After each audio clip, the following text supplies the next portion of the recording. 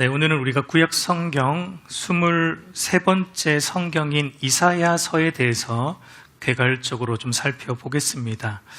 그동안 우리가 창세기부터 에스더까지 17권의 구약 역사서, 그리고 욥기부터 아가서까지 5권의 구약의 시가서에 대해서 우리가 배경과 구조와 핵심 주제 등을 중심으로 개괄적으로 살펴보았습니다.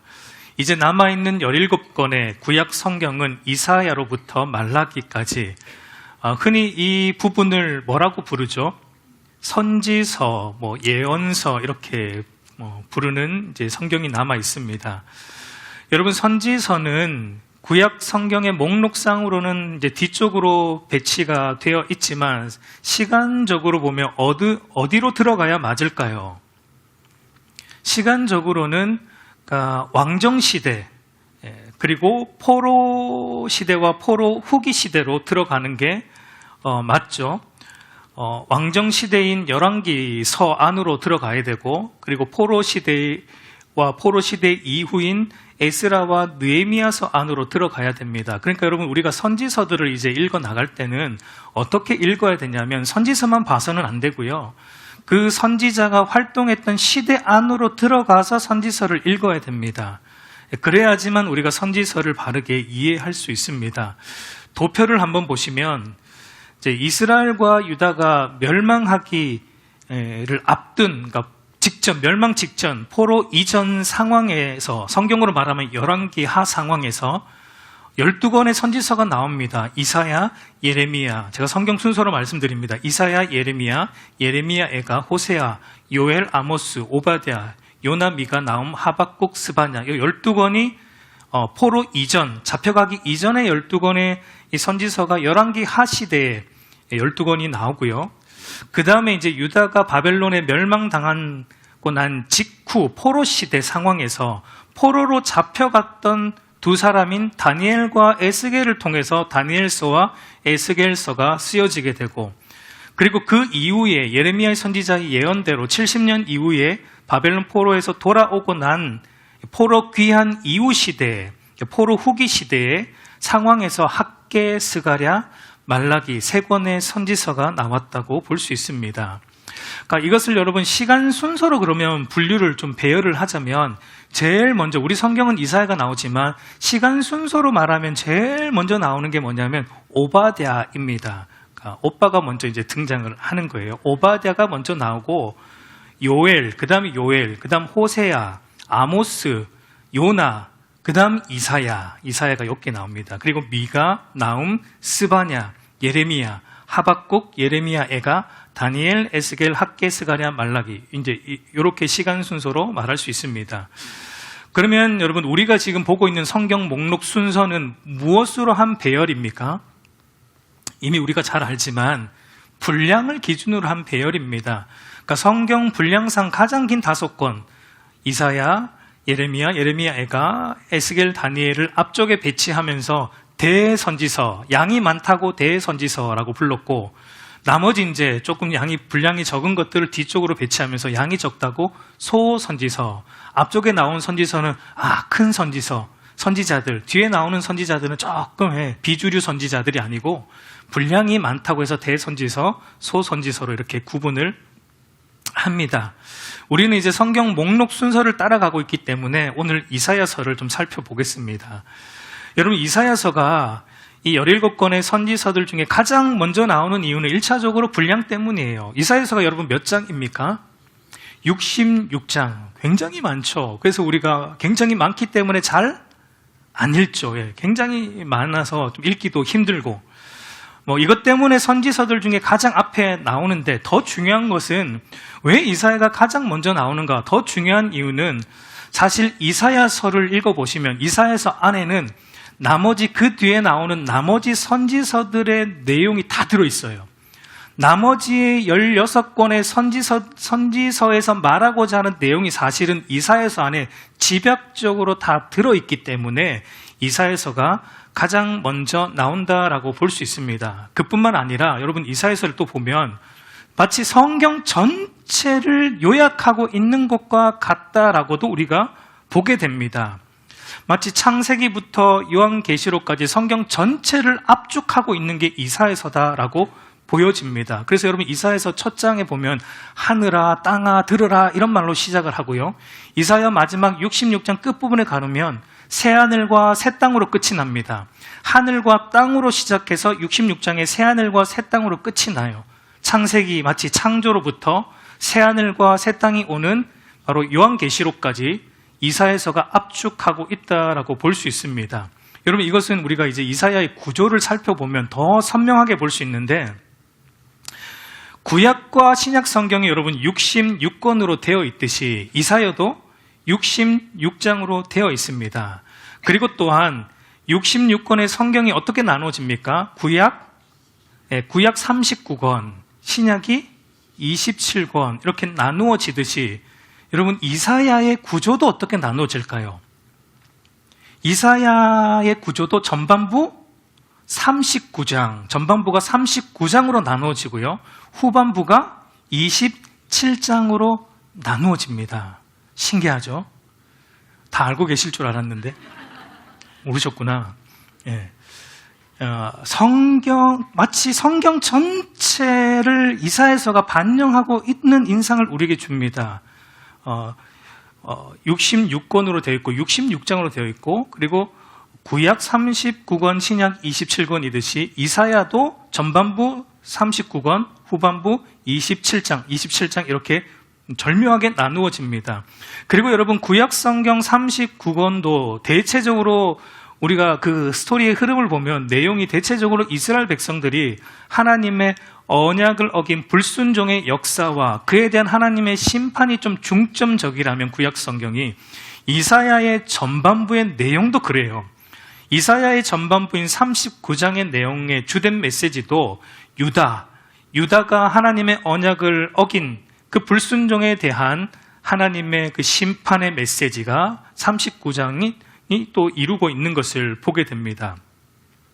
이 부분을 이제 조금 세분화해보면, 전반부의 내용을 세분화해보면은 1장에서 12장까지는 유다와 예루살렘의 교만과 죄에 대한 고발과 심판에 대한 내용, 13장에서 23장까지는 유다만이 아니라 모든 열국에 대한, 그러니까 하나님이 유다의 하나님뿐만 아니라 뭐라는 겁니까?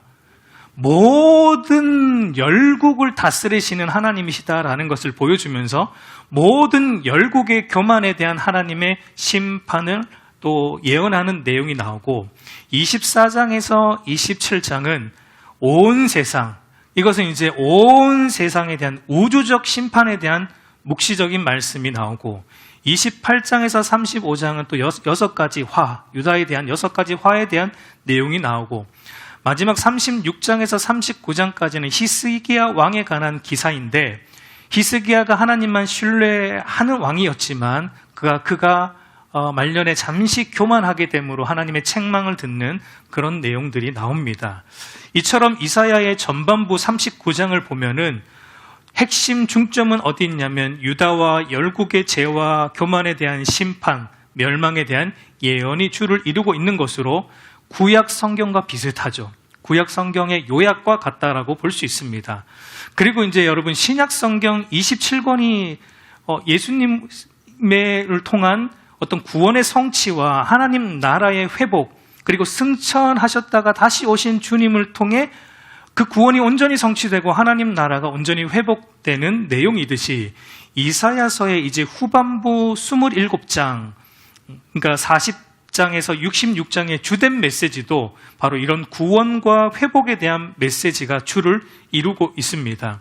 이 부분도 조금 세분화를 해보면 40장에서 48장을 보면 하나님의 대행자가 나오는데, 그게 누구냐면 페르시아 왕 고레스, 하나님의 대행자 고레스를 통해 이제 포로로 잡혀갔던 유다를 다시 돌아오게 하신다라는 예언의 내용이 나오고, 근데 이 첫 부분에 40장을 여러분 보시면 첫 부분인 이 40장 안에 누구에 대한 예언이 나오냐면 세례 요한에 대한 예언이 이 후반부를 시작하는 이 40장의 세례 요한에 대한 내용이 나와요. 여러분 신약의 문을 열 때도 예수님 이전에 누가 먼저 등장합니까? 세례 요한이 나오죠. 그러니까 절묘하게 신약 성경을 지금 이 후반부가 이어가고 있다라는 것을 우리가 보게 됩니다.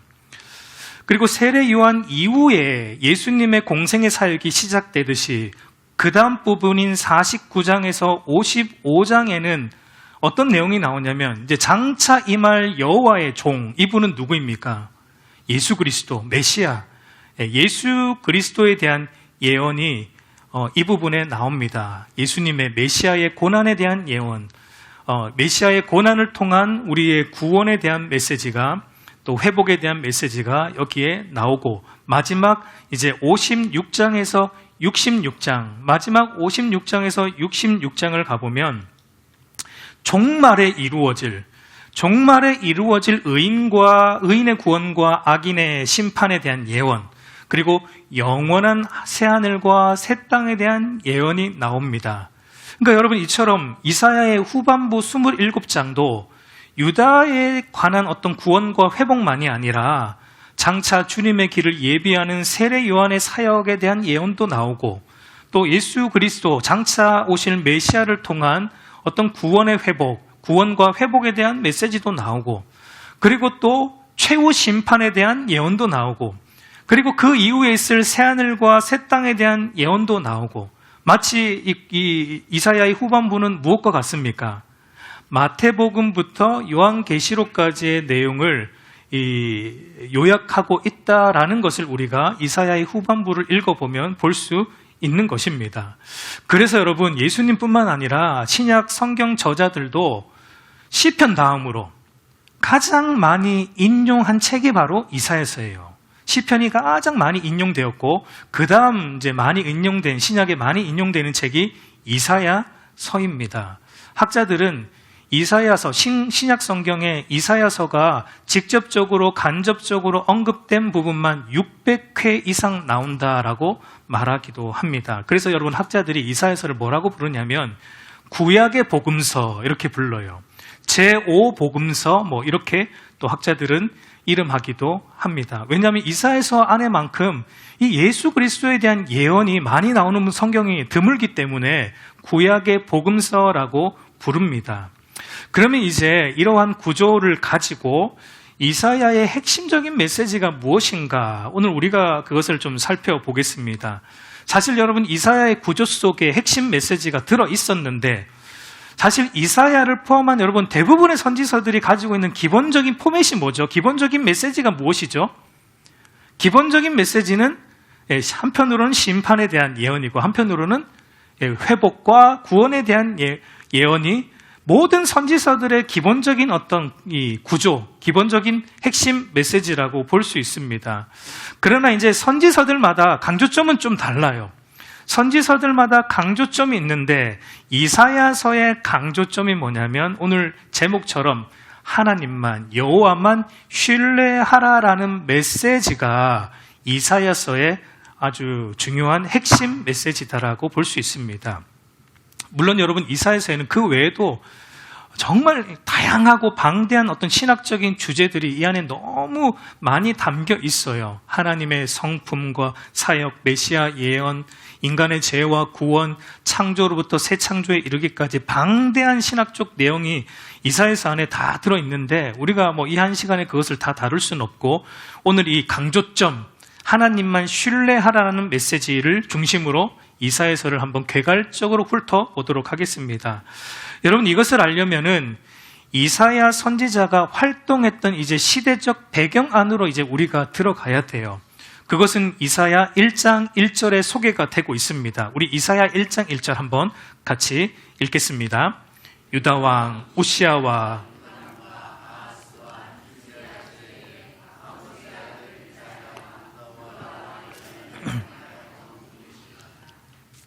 여기 보면 이사야 선지자의 배경은 어떠한지, 그리고 이사야 선지자가 활동했던 무대는 어디인지, 그리고 이사야 선지자가 활동했던 시대적인 상황은 어떠했는지, 배경은 어떠했는지를 일절이 다 우리에게 소개해주고 있는데, 먼저 이사야는 아모스라는 사람의 아들로 소개가 돼요.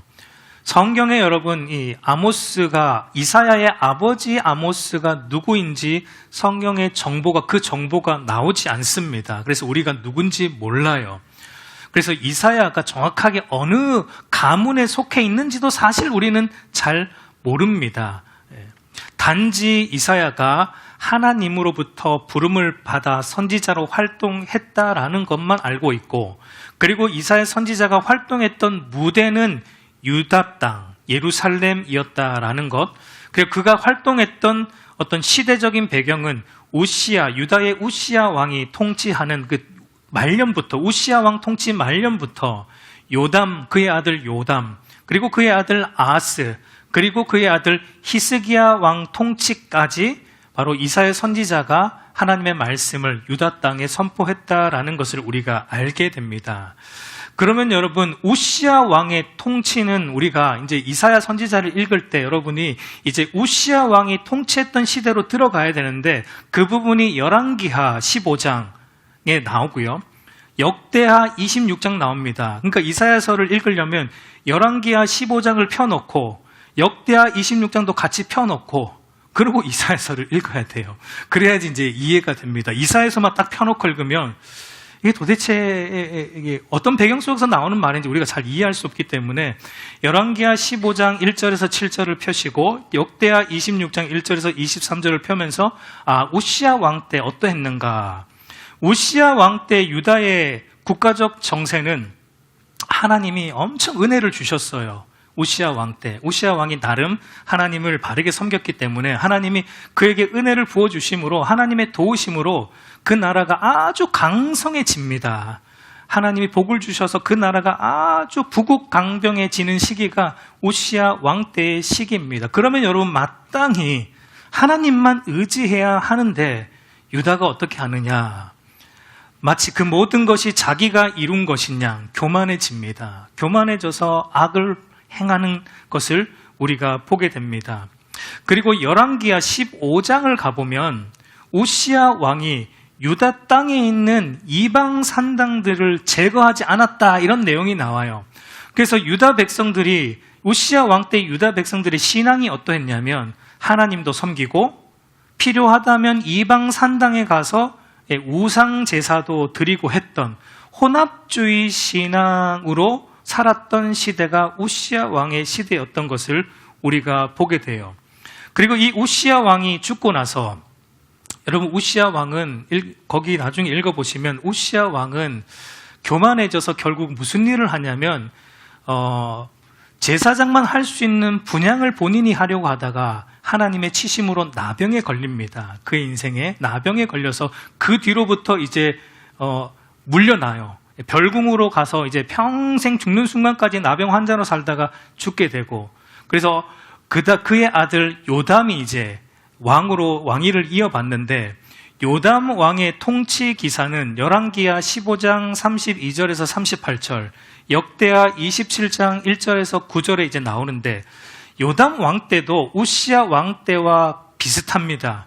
국가적 정세는 강성했고, 그러나 그들의 신앙은 여전히 혼합주의 신앙으로 물들어 있었던 것을 요담 왕 때도 마찬가지. 그리고 그 다음 요담 왕의 아들인 아하스가 왕이 된 시대는 열왕기하 16장 1절에서 20절, 역대하 28장 1절에서 27절. 근데 아하스 왕 때는 이제 유다 역사상 가장 이제 부패해지는, 아하스 왕 때 유다가 급속도로 타락하게 되는 것을 보게 됩니다. 여러분, 유다 역사상 가장 악한 왕 2명을 꼽으라면 한 사람이 아하스이고 또 한 사람이 오늘 우리 본문엔 나오지 않지만 히스기야의 아들 므낫세. 그러니까 아하스와 할아버지와 손자가 유다 역사상 가장 히스기야를 중심으로 그의 아버지와 그의 아들이 유다 역사상 가장 악한 왕이었어요. 그래서 아하스 왕 당시에 유다의 정세는 어땠냐면 이제 아수르 제국이 그때는 급부상을 했습니다. 그래서 아수르를 견제하고자 아람 나라와 북이스라엘이 연합을 해서 유다 왕 아하스에게 함께하자, 우리 세 나라 힘 모아서 아수르를 좀 견제하자. 그러니까 아하스 왕이 어떤 선택을 하죠? 누구 편에 섭니까? 아하스 왕의 선택은 아람과 북이스라엘의 연합군의 손을 거절하고 아수르 편에 섭니다. 아수르 뒤에 줄을 서기 시작합니다. 가만 보니까 국가적 정세가 지금 아수르가 급부상하고 있기 때문에 내가 어디로 줄 서야 되는가?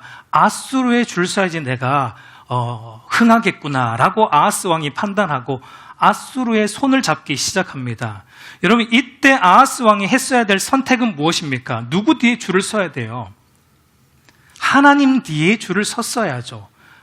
아람도 아니고 북이스라엘도 아니고 아수르도 아니라 하나님의 손을 잡고 하나님만 의지하고 하나님만 신뢰하는 것인데, 그런데 아하스 왕은 정치적으로 민감한 왕이니까 정치적으로 보니까 아수르가 지금 최고의 강대국이니까 아수르의 손을 잡으면 우리에게 득이 되겠다. 그러고 아수르의 손을 잡는 선택을 합니다. 그뿐만이 아니라 나중에 아하스 왕이 아수르의 제사장을 보내서 뭘 배워오게 하죠? 아수르의 이방 제단을 그대로 본따서 배워오게 해가지고 그것을 예루살렘 성전 안에다가 만드는 엄청난 죄를 범하는 것을 우리가 보게 됩니다. 그러니까 여러분, 이것이 지금 아하스 왕 시대의 유다의 상황이에요. 그러니까 국가적으로는 아수르를 붙들고 있었고, 신앙적으로는 아수르의 우상들을 섬겼고, 사회적으로 도덕적으로는 정의와 공의가 다 사라지고 온갖 악이 난무하는 무질서한 시대가 아하스 왕의 유다의 모습이다라고 볼 수 있습니다. 그 다음에 왕위를 이어받은 사람이 히스기야이죠. 히스기야 왕의 통치는 열왕기하 18장에서 20장까지, 역대하 29장에서 32장까지 나옵니다. 우리 열왕기하 18장 5절 한번 같이 읽어보겠습니다. 히스기야가 이스라엘 하나님 여호와를 의지하였는데,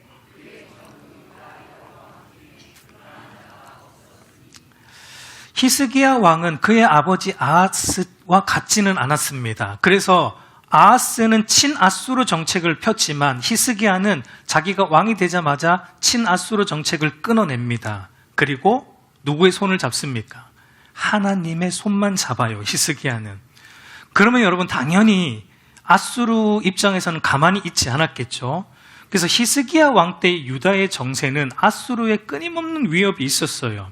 실제로 아수르 왕 사네립이 예루살렘을 포위하고, 그리고 이 유다 땅을 향해 온갖 하나님을 모독하는 말로 유다를 혼란과 위기 속에 몰아넣었던 시대가 이 히스기야 왕 시대의 유다의 정세입니다. 그럼에도 불구하고 히스기야 왕은 어떻게 하죠? 끝까지 하나님만 붙잡습니다. 하나님만 붙잡아요. 물론 히스기야도 나중에 잠시 교만해져서 하나님부터 책망을 받지만, 그래도 히스기야 시대는 전반적으로 신앙이 회복된 시대였다라고 볼 수 있습니다.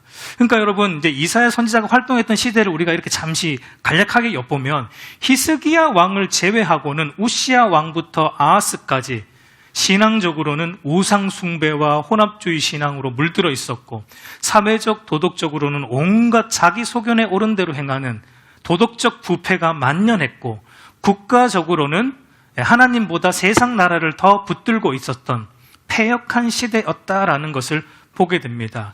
그래서 그 시대에 대한 이 유다의 모습에 대해, 신앙과 삶의 모습에 대해 이사야 1장을 읽어보시면 아주 잘 설명이 되어 있습니다. 우리 다는 볼 수 없고 이사야 1장 2절에서 4절 우리 한번 같이 읽어보겠습니다.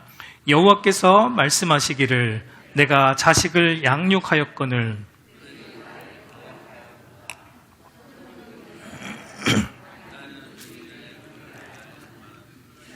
나를 알지 못하고 나의 백성을 깨닫지 못하는도다 하셨도다. 슬프다 범죄한 나라요, 허물진 백성이요, 행악의 종자요, 행위가 부패한 자식이로다. 그들이 여호와를 버리며 이스라엘의 거룩하신 이를 만홀히 여겨 멀리하고 물러갔도다. 여러분, 여기 보시면 하나님이 짐승을 비유하면서 짐승도 그 임자를 알고 잘 따르는데, 하나님의 백성 이 유다는 자기를 구속하신 자기 주인이신 하나님을 잊어버렸다, 알지 못한다라고 탄식합니다. 그래서 여러분, 짐승만도 못한 인간이다라는 말이 나오는 거죠.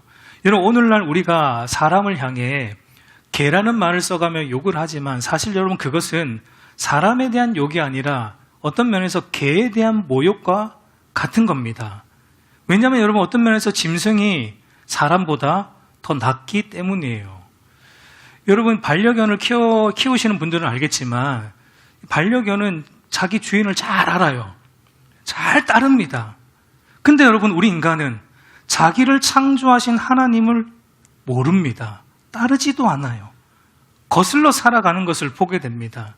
믿는 신자인 우리도 여러분, 우리를 죄로부터 건져 구속하신 그래서 자기 백성 삼으신 그 구속주 하나님을 저와 여러분들도 솔직히 말해서 얼마나 수시로 잊고 살아갑니까?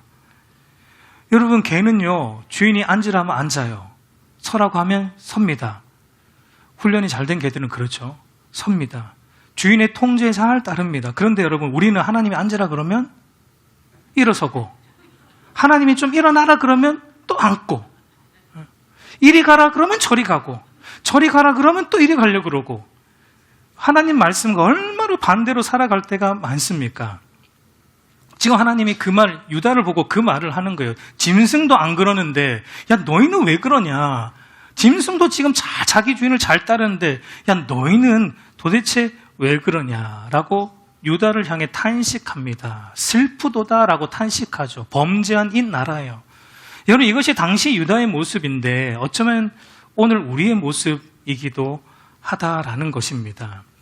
여러분, 그렇다고 해서 그러면 유다 백성들이 하나님을 완전히 믿지 않았나? 하나님을 예배하지 않았나? 아닙니다. 그 당시 유다 백성들은 어떤 면에서 열심히 하나님을 믿었고 열심히 제사도 드렸습니다. 이사야 1장 11절에서 그걸 말합니다. 한번 같이 읽어보겠습니다. 여호와께서 말씀하시되 너희의 무수한 재물이 내게 무엇이 유익하뇨? 나는 순양의 번제와 살찜 짐승의 기름에 배불렀고 나는 숫송아지나 어린 양이나 순념소의 피를 기뻐하지 아니하노라. 여기 보면 하나님이 말씀하시길 유다는 지금 하나님 앞에 어떻게 하고 있다라는 겁니까? 재물을 가져오되 얼만큼 가져옵니까? 무수한 재물을 하나님 앞에 가져옵니다. 대단한 열심이죠. 자기들에게 있는 모든 재물을 하나님 앞에 가져오면서 하나님을 예배하고 하나님을 섬기고 있는 것을 보게 됩니다. 그러나 하나님의 말씀은 내가 그거 조금도 기쁘지 않다. 조금도 내가 그거 기쁘지 않다. 그 이유가 무엇인가? 그 다음 절을 보면, 우리 1장 12절을 보면 이렇게 말합니다. 너희가 내 앞에 보이러 오니 이것을 누가 너희에게 요구하였느냐? 내 마당만 밟을 뿐이니라. 그리고 15절, 1장 15절도 보면 너희가 손을 펼 때 내가 내 눈을 너희에게서 가리고 너희가 많이 기도할지라도 내가 듣지 아니하리니 이는 너희의 손에 피가 가득함이라 라고 말합니다. 여러분, 하나님이 원하시는 것은 무엇입니까? 하나님이 원하시는 것은 재물이 아니라 우리의 마음이에요. 깨어지고 상한 마음으로 하나님 앞에 겸손히 나오는 거예요. 그 하나님만 붙드는 걸 하나님이 원하세요. 겸손히 하나님만 붙들어 살아감으로 또 그렇게 살아가는 자가 이웃을 섬기죠. 바르게. 이웃을 아끼죠. 바르게 아끼죠. 국가적으로는 또 하나님만 의지하겠죠. 나라를 의지하는 게 아니라. 그러니까 그런 것을 하나님이 원하시는데 이 백성들은 어떻게 하고 있냐면 내가 무수한 재물 가져왔으니까 하나님 나 할 만큼 했어요. 그러더니 내가 살아가는 건 내 마음대로 살 테니까 하나님 돈 터치. 내가 이방 아수를 의지하든 우상을 섬기든 하나님 나는 하나님 앞에 이와 같은 무수한 재물 드렸고 오늘도 주일날 예배 참석했으니까 나머지 일주일의 삶은 하나님 건들지 마세요. 그건 내가 알아서 할 테니까 라고 하는 게 지금 유다 백성들의 모습과 같다라는 것입니다. 여러분, 안타까운 것은 그게 그때의 모습만은 아니다라는 겁니다.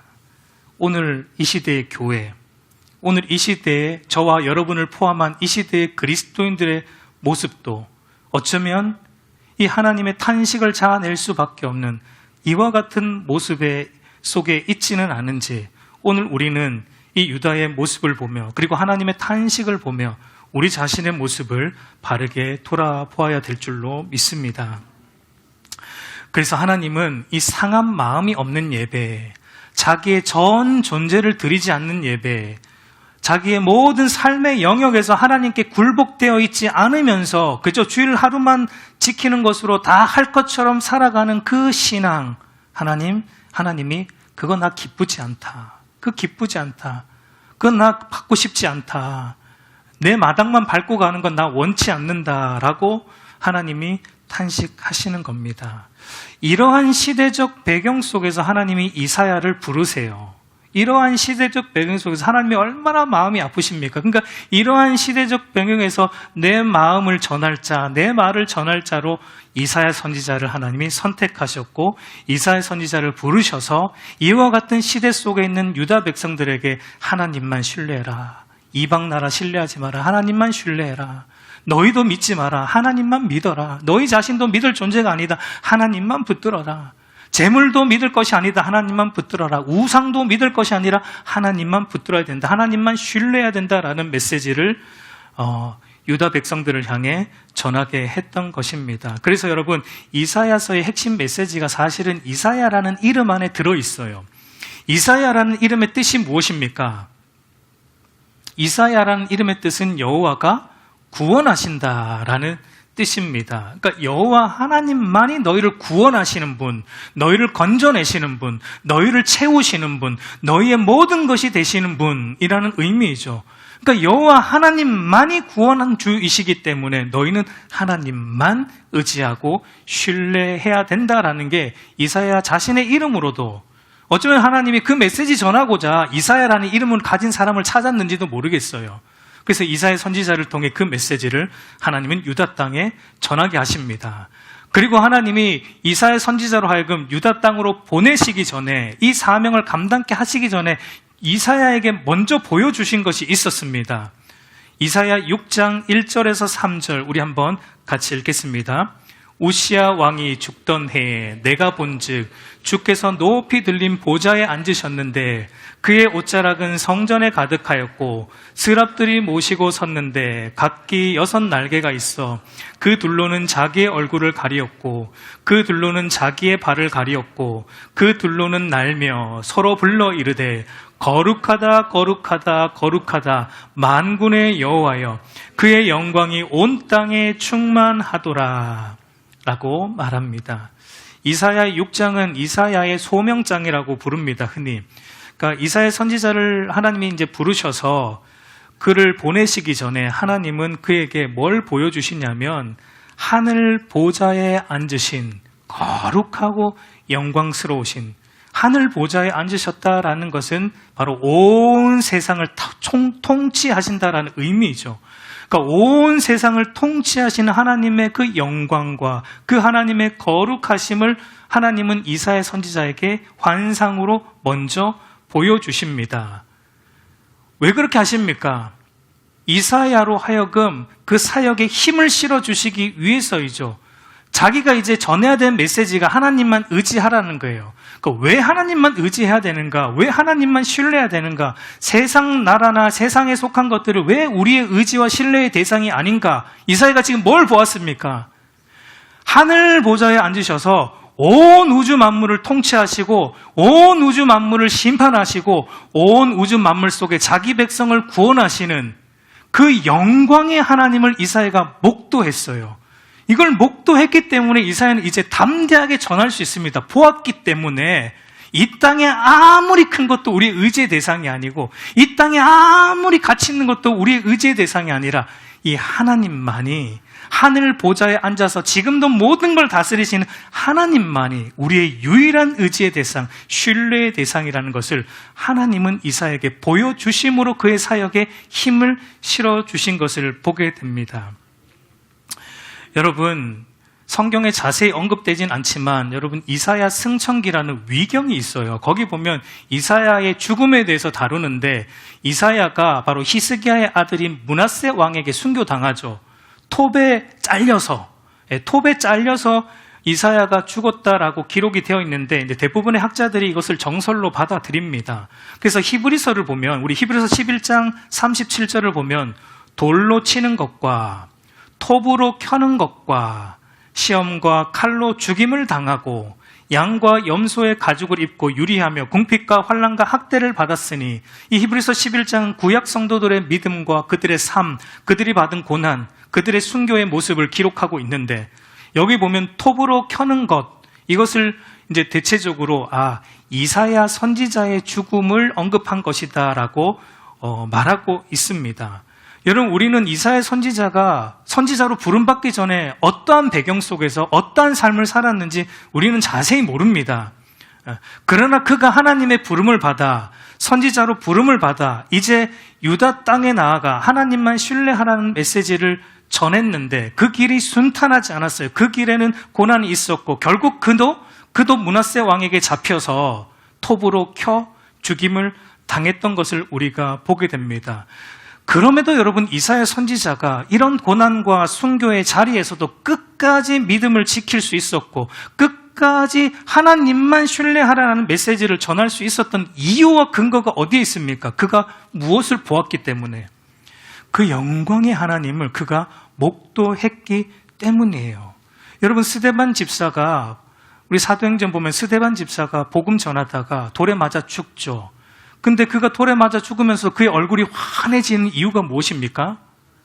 하늘 문이 열리고 하늘 보좌에 계신 주님을 그가 목도합니다. 그러니까 이 고난이 아무것도 아닌 걸 스데반 집사가 하늘 보좌에 계신 주님을 보니까 그게 경험되는 거예요. 여러분, 오늘 저와 여러분이 왜 하나님 말씀대로만 살아가지 못하는가? 우리가 그걸 보지 못했어요. 하늘 보좌에 계신 그분을 우리가 인격적으로 만나지 못했어요. 그렇기 때문이에요. 그래서 여러분, 이사야 선지자는 이렇게 말합니다. 이사야, 오늘 우리가 읽었던 이사야 40장 25절 26절 우리 한 번 더 같이 읽습니다. 거룩하신 네가 이르시되 그런즉 너희가 나를 누구에게 비교하여 나를 그와 동등하게 하겠느냐 하시니라. 너희는 눈을 들어 누가 이 모든 것을 창조하였나 보라. 주께서는 수요대로 만상을 이끌어내시고 그들의 모든 이름을 부르시나니 그의 권세가 크고 그의 능력이 강함으로 하나도 빠짐이 없느니라. 여러분, 신앙은 온 세상의 주권자이신 하나님을 바라보는 것입니다. 그의 권세와 능력이 강하고 그 어떤 것과 견줄 수 없다는 것을 매 순간 바라보는 것이 여러분 믿음이고 그것이 신앙생활이에요. 왜냐하면 우리가 이것을 보지 않으면 하나님을 바르게 예배할 수도 없고 온전한 신앙생활도 할 수 없기 때문입니다. 우리의 시선이 이 하나님께 고정되어 있지 않는 사람은 여러분 늘 어떻게 합니까? 오늘 이사야 선지자의 말처럼 하나님은 이사야 선지자의 입을 빌어서 이 땅에 그 어떤 것이 나와 견줄 수 있느냐, 나와 비교할 수 있느냐 이렇게 말하고 있는데 우리의 시선이 하나님께로 하늘 보좌에 계신 하나님을 보고 있지 않으면 우리는 늘 뭘 하냐면 견주는 일을 해요. 하나님과 돈을 자꾸 견주어 봅니다. 저울질을 하는 거예요. 어느 게 나에게 더 지금 유익한가? 하나님과 사람을 자꾸 견주어 봅니다. 그러나 여러분, 하늘 보좌에 앉으신 그 하나님에게 우리의 눈을 고정시키고 그 하나님을 바라보면 우리는 절대 이 세상 그 어떤 것도 하나님과 견줄 수 있는 것이 없다라는 것을 우리는 알게 됩니다. 그래서 여러분, 돈이 여러분 우리에게 제일 큰 우상, 그 물질이, 재물이 저와 여러분의 신앙을 갉아먹으려고 합니다. 여러분 물질 자체가 죄는 아니에요. 하나님이 주시는 거예요. 누리면 됩니다. 우리가 하나님이 주실 때 누리는 겁니다. 그러나 그 물질이 어느 순간에 내 신앙을 갉아먹기 시작하는 걸 보게 될 때 여러분, 하나님의 보좌를 보는 사람은 어떻게 합니까? 그 물질을 버릴 수 있어요. 이게 내 신앙을 갉아먹고 하나님으로부터 더 멀어지게 만든다면 아무리 물질이 좋아도 그 물질을 버릴 수 있는 사람은 하늘 보좌를 본 사람만이 그럴 수 있는 거예요. 아무리 사랑하는 가족이라 할지라도 이 가족이 내 신앙을 방해하고 나를 하나님으로부터 더 멀어지게 만든다면 하늘 보좌를 보는 사람은 어떻게 합니까? 버릴 수는 없죠. 2순위로 미룰 수는 있어요. 2순위로 미룰 수는 있다고요. 하나님의 첫 번째 자리로 옮기는 거고 가족은 2순위로 미룰 수 있는 거예요. 그리고 내 직장도 마찬가지죠. 내 직장, 아무리 좋은 직장이라도 이 직장이 나로 하여금 하나님으로부터 자꾸 멀어지게 만든다? 그러면 여러분, 하늘 보좌를 보는 사람은 하나님과 직장을 견줄 수 없으니까 어떻게 합니까? 이 직장이 하나님으로부터 나를 자꾸 멀어지게 한다. 물론 그러지 않는 직장이 대부분이지만 혹시 그런다면 여러분 어떻게 합니까? 하늘 보좌를 보는 사람은 그만둘 수 있는 믿음의 담력이 있어요. 왜냐하면 하나님이 더 선한 길로 인도해 주실 것, 하늘 보좌에 계신 분이 지금 나를 통치하시는데 인도해 주실 것을 믿기 때문이에요. 이것은 여러분, 하늘 보좌에 앉으신 하나님을 보는 사람만 할 수 있는 결단입니다. 아무리 내가 좋아하는 취미라 할지라도, 이 취미가 나를 하나님으로부터 멀어지게 만든다. 그러면 여러분, 그것도 끊어낼 수 있어요. 얼마든지 끊어낼 수 있어요. 하늘 보좌에 앉은 하나님을 봤다면 얼마든지 끊어낼 수 있습니다.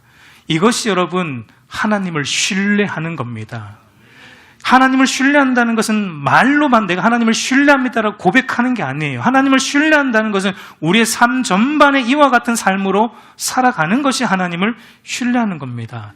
마지막으로 여러분, 그러면 하나님을 신뢰하는 사람, 어떤 것도 하나님과 견주지 않는 사람, 어떤 것도 하나님과 같은 자리에 두지 않고 하나님만 신뢰하는 인생을 하나님은 어떻게 인도하시는가? 우리 마지막으로 이사야 40장 31절 한번 같이 읽겠습니다. 오직 여호와를 앙망하는 자는 새 힘을 얻으리니 독수리가 날개치며 올라감 같을 것이요 다름질하여도 곤비하지 아니하겠고 걸어가도 피곤하지 아니하리로다. 아멘. 여러분, 하나님만 붙잡는 인생, 하나님은 이렇게 인도하십니다. 하나님을 앙망하는 자, 그분만을 바라보고 그분만을 신뢰하고 그분만을 의지하는 자, 하나님은 새 힘을 주실 겁니다. 여러분, 피곤치 않게 하실 거예요. 곤비치 않게 하실 거예요. 우리 안에 날마다 새 힘을 공급하여 주실 겁니다. 그것은 여러분, 우리가 계속 뭘 봐야 됩니까?